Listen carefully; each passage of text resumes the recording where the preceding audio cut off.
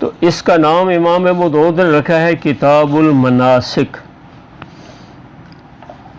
تو منسک ہاں یہ مصدر میمی ہے، اس کا معنی نسک یعنی عبادت.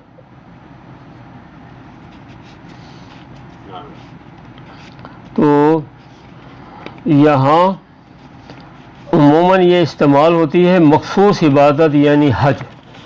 حج جو ایک مخصوص طریقہ عبادت کا ہے وہ مراد ہے. تو اللہ تعالیٰ نے فرمایا نا وَلِلَّهِ عَلَى النَّاسِ حِجُّ الْبَيْتِ، تو یہ حج کسرہ کے ساتھ ہے. تو حج بھی آتا ہے حج بھی آتا ہے، دونوں طرح یہ استعمال ہوتا ہے. تو حج کب فرض ہوا ہے؟ تو حج کا معنی ہوتا ہے کسی عظیم شے کا بار بار ارادہ کرنا، کسی بہت عظمت والی فضیلت والی چیز کا ارادہ کرنا. تو بعض نے کہا ہے کہ اس میں تکرار ہے معنی میں، بعض نے کہا ہے تکرار نہیں ہے. بہرحال دونوں طرح لوگ ہیں، بعض ایک حج کر کے بس ختم کر دیتے ہیں، بعض زندگی میں بار بار کرتے رہتے ہیں. دوسری بات کہ حج کب فرض ہوا تھا، تو اس میں ایک قول یہ ہے کہ سن 5 ہجری میں، ایک قول ہے سن 10 ہجری میں. تو عام مشہور یہ ہے کہ حج جو فرض ہوا ہے وہ سن 6 ہجری میں، اور دوسرا مشہور قول ہے سن 9 ہجری میں. تو سن 6 میں ہو تو چونکہ مشرکین کی طرف سے رکاوٹیں تھیں اس لیے آپ نہیں تشریف لے گئے. 9 ہجری میں فرض ہوا ہے تو اس وقت آپ نے حضرت ابوبکر صدیق کو بھیج دیا کہ آپ لوگوں کو حج کرائیں. وہاں چونکہ بت رکھے ہوئے تھے تو اس لیے آپ نے خود جانا گوارا نہیں کیا، حضرت ابوبکر صدیق کو بھیجا. تو یہ مشہور قول یہ ہے کہ سن 9 ہجری میں فرض ہوا اور پھر ابوبکر صدیق کو بھیج دیا. آپ پھر سن 10 میں تشریف لے گئے. باقی اللہ نے جو فرمایا نا وَلِلَّهِ عَلَى النَّاسِ حِجُّ الْبَيْتِ مَنِ اسْتَطَاعَ إِلَيْهِ سَبِيلًا، یہ کہ اس آیت سے فرض ہوا ہے. اور بعض نے کہا ہے کہ اللہ نے قرآن میں فرمایا وَأَتِمُّوا الْحَجَّ وَالْعُمْرَةَ لِلَّهِ، پورا کرو حج اور عمرہ اللہ کے لیے. تو بعض نے کہا ہے کہ اس سے فرض ہوا ہے. بہرحال وَلِلَّهِ عَلَى النَّاسِ حِجُّ الْبَيْتِ مَنِ اسْتَطَاعَ، تو یہاں ہے کہ حج کی فرضیت استطاعت پر ہے. تو استطاعت کیا ہے؟ اس میں استطاعت کی 3 قسمیں، ایک ہے بالبدن، دوسری ہے بالمال، اور تیسری ہے بالبدن والمال، دونوں کا مجموعہ. کہ صرف بدن صحت مند ہو، مال ہو جس سے بندہ جا سکے.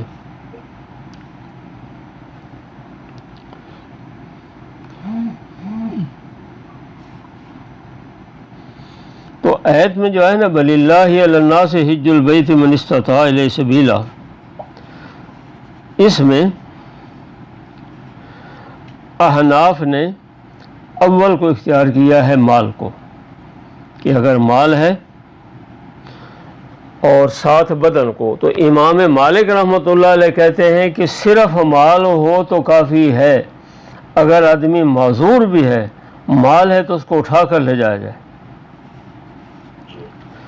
اور امام شافعی رحمہ اللہ نے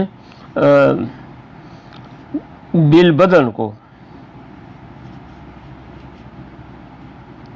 نہیں بالمال کو، امام مالک نے بالبدن کو اور احناف نے دونوں کو، کہ بالمال بھی ہو بالبدن بھی ہو. اگر آدمی کا بدن ٹھیک ہے مال نہیں تھا تو فرض نہیں ہے، لیکن اگر مال ہے لیکن بندہ معذور ہے کوئی لے جا نہیں سکتا تو پھر بھی فرض نہیں. تو مالی قدرت بھی ہو اور بدنی قدرت بھی ہو، دونوں ہوں تو پھر حج فرض ہوگا.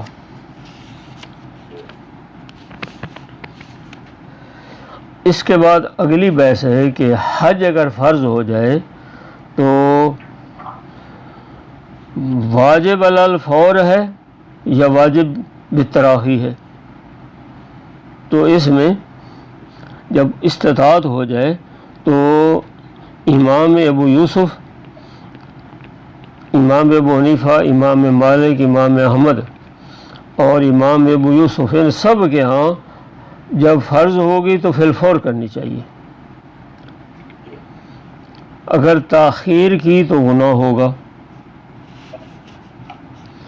اور امام شافعی رحمہ اللہ اور احناف میں سے امام محمد رحمۃ اللہ علیہ کہتے ہیں کہ حج فوراً فرض نہیں ہے، اللہ تراخی ہے، لیکن یہ ہے کہ زندگی میں کوشش کرے جلدی کر لے، فوت نہ ہو جائے. فوت ہوگی تو پھر گناہ ہوگا، تاخیر کا نہیں ہوگا، ویسے حج کے فوت ہونے کا ہوگا. باقی جو حضرات کہتے ہیں کہ حج فور نہیں ہے تو ان کی دلیل آپ صلی اللہ علیہ وسلم کا اپنا فعل ہے کہ سن 9 میں فرض ہوا لیکن آپ نے سن 10 میں حج کیا، لہذا حج فی الفور فرض نہیں ہے لیکن زندگی میں کر لے. تو باقی حضرات یہ جواب دیتے ہیں کہ آپ صلی اللہ علیہ وسلم کو تو اللہ نے خبر دی ہے کہ آپ حج کرائیں گے پھر دنیا سے جائیں گے، عام لوگوں کو تو پتہ نہیں ہوتا. اس لیے جب اللہ تعالیٰ قدرت دے، استطاعت ہو جائے تو پھر حج میں تاخیر نہیں کرنی. اس میں کوئی مکان تعمیر کرنا ہے یا اور ہے تو وہ شرط نہیں ہے قدرت میں، وہ بندہ پھر کرتا رہے. اللہ تعالیٰ مال دے اور آدمی کا گزارا ہو رہا ہو تو اس وقت بندہ کوشش کرے کہ حج کر کے آئے، کوئی رکاوٹ نہ ہو.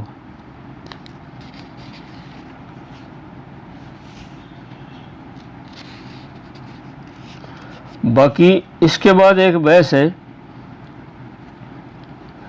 کہ یہ حج اس امت کی خصوصیات میں سے ہے یا پہلے بھی ہوتا رہا ہے، یہ بھی ایک قابل غور بات ہے.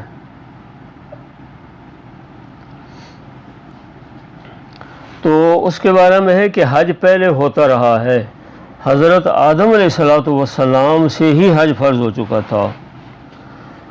حضرت آدم علیہ السلام نے ہندوستان سے 40 حج پیدل کیے تھے. تو تقریباً ہندوستان سے 3000 کلومیٹر بن جاتا ہے سعودیہ. تو اتنے حج امام حضرت آدم علیہ السلام نے پیدل کیے، اس کے علاوہ اور بھی کیے. بہرحال یہ تو ایک ثابت ہوا کہ حج کیے، لیکن فرض ہے یا نہیں ہے یہ نہیں ہے. باقی صراحت نہیں ہے. یہ آتا ہے کہ سارے انبیاء علیہ السلام نے حج کیے. تو وہاں میدان منا کے قریب ایک مسجد ہے، مسجد خیف یا مسجد خیف دونوں طرح آتا ہے. وہاں بعض لوگوں نے لکھا ہوا ہے کہ یہاں 70 نبیوں نے قیام کیا تھا. تو وہاں موقع ملا، ایک رات اس مسجد میں گزاری تھی. ویسے بھی جانا ہوتا رہتا ہے لیکن ایک رات بھی وہاں گزاری تھی. تو وہ منا کے بالکل قریب ہے. باقی رہا مسئلہ کہ آپ صلی اللہ علیہ وسلم نے حج فرض ہونے سے پہلے کتنے حج کیے، تو اس کے بارے میں کسی روایت میں صراحت نہیں ہے. اتنا ہے کہ جب آپ مکہ مکرمہ میں ہوتے تھے تو مکہ مکرمہ میں چونکہ لوگ حج کرتے تھے تو اس لیے آپ بھی اس وقت حج کرتے تھے، اگرچہ اللہ نے فرض نہیں کیا تھا. تو اس میں کوئی تعداد احادیث میں نہیں ہے کہ آپ نے کتنے حج کیے. بس اتنا ہے کہ نبوت ملنے کے بعد آپ جتنے سال رہے ہیں ہر سال آپ بیت اللہ آتے تھے. تو شاید آپ نے ہر سال کیا ہے یا اس سے پہلے بھی کرتے رہے ہیں، تو اس کی کوئی صراحت احادیث میں نہیں ہے. اتنا ہے کہ آپ نے پہلے حج کیے، فرض نہیں تھا. جی أركان مناسك الحج في الماضي کام کرتے رہے، پھر ان کے ساتھ ان کی امتیں بھی کرتی رہیں. تو اس میں جو بعض مشترک ہیں، احرام باندھنا، طواف کرنا اور سعی کرنا، اور اس کے علاوہ عرفات کا قیام، یہ ایک مشترک ہے کہ یہ سب پر لازم رہیں.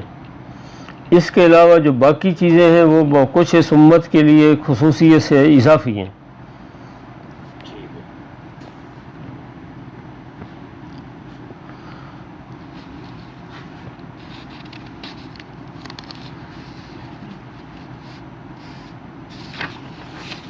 کتاب الحج جو ہے، حج ایک اہم فریضہ ہے، تو اس فریضہ کو ادا کرنے کے لیے عموماً لوگ مسائل پہلے معلوم نہیں کرتے، وہاں جا کے پھر موقع نہیں ہوتا، جس کی وجہ سے یہ فریضہ صحیح ادا نہیں ہو پاتا۔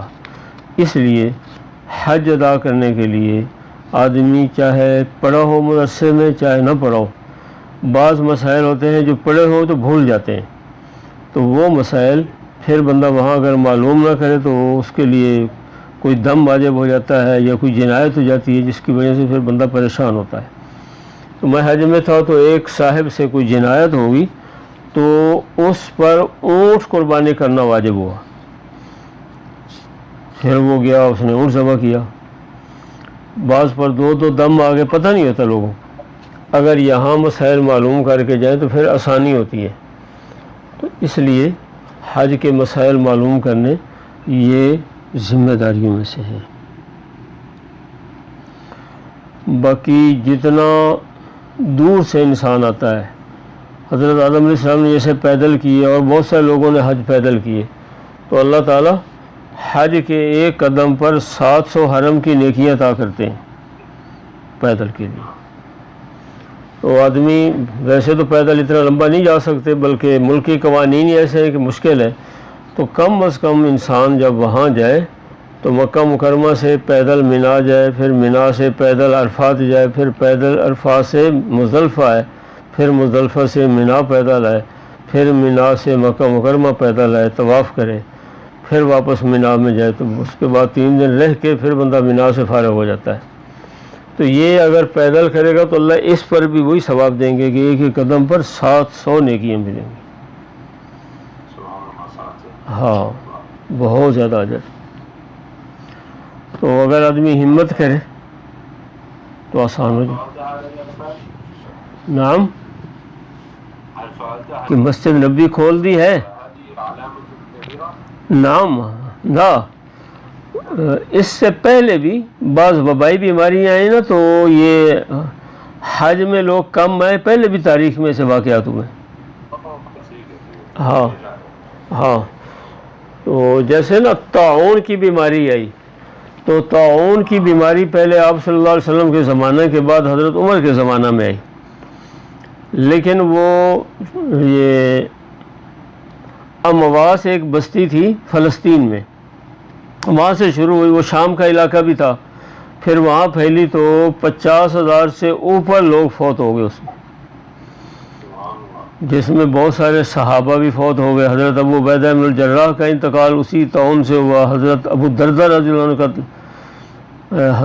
اسی میں ہوا، معاذ بن جبل کا ہوا، ان کے بیٹوں کا ہوا۔ تو اس وقت آپ نے فرمایا تھا کہ میری یہ طاعون پہلی امتوں کے لیے عیسائی یا یہودی لوگ ہوتے تھے، ان کے لیے اللہ تعالیٰ کی طرف سے سزا تھی، میری امت کے لیے یہ طاعون رحمت ہے کہ جس میں فوت ہوگا وہ شہید ہوگا۔ تو اسی کے ساتھ کوئی ایسی بیماری جو متعدی ہو، جس سے ٹھیک ہونا مشکل ہو، تو اس بیماری میں بھی جو فوت ہوگا وہ شہید ہوگا۔ تو کرونا بھی متعدی بیماری ہے، تو جو اس میں فوت ہوگا انشاءاللہ وہ بھی شہید ہے۔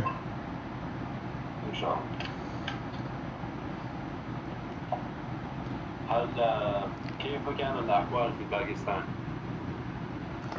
كوفيد أحوال كيف هو؟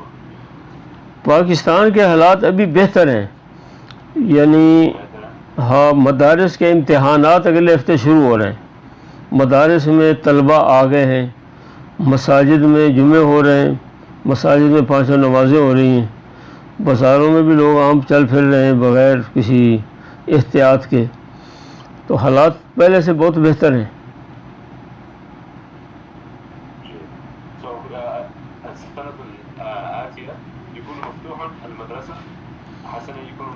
اللہ حسنین مدرسہ کھلا ہے مفتوح، لیکن الدروس طلبہ ليس موجود، هم في البيوت آن لائن دروس على آن لائن۔